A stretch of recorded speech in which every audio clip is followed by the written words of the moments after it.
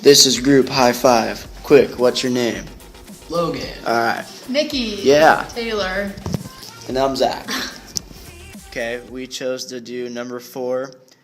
Suppose a rise in fuel cost increases the cost of producing oats by 50% per bushel. We're going to illustrate graphically how this change will affect the oat market and the single firm in the market in the short run and in the long run.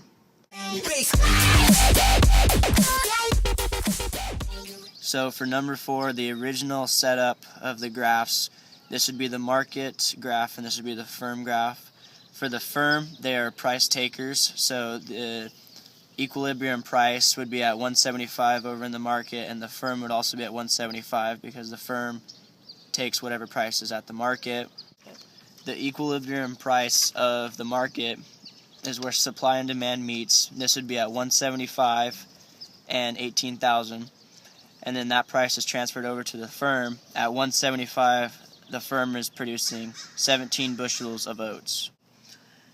Where the marginal cost intersects the average total cost is your break-even price, and it so happens that that is right at the marginal revenue. So right here, this point would be your break-even price.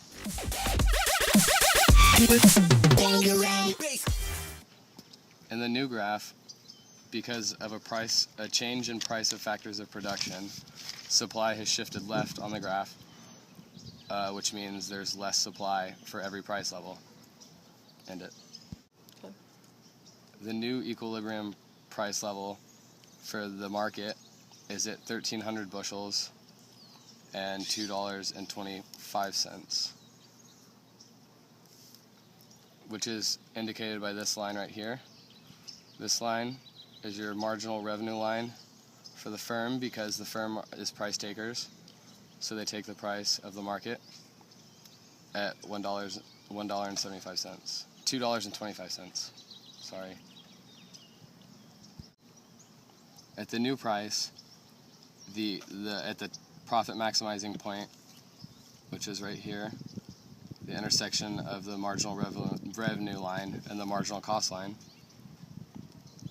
comes down to a quantity of 20 bushels at $2.25.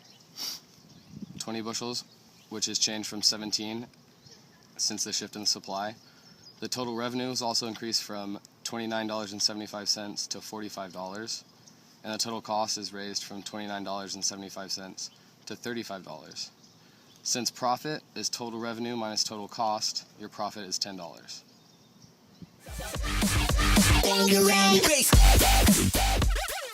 Okay, so in the long run, because of this shift in supply, which causes the price to go up, consumers are going to start buying substitute goods because the prices of them are cheaper, or the price of oats went up, so they're going to start buying substitute goods, thus demand is going to drop, which will drop it back down to the original equilibrium price of $1.75. However, since it's still expensive for producers to produce, there's only going to be 8,000 bushels produced for the equilibrium, so new equilibrium is going to be 8,000 bushels at 175. The firm, because the price goes back down to 175, their marginal revenue line returns to the original 175, so they're operating now back at $29.75 with a total revenue and a total cost of $29.75, which gives them a zero profit. Thus, they're breaking even, so they're not making anything, but they're not losing anything for each additional bushel of oats.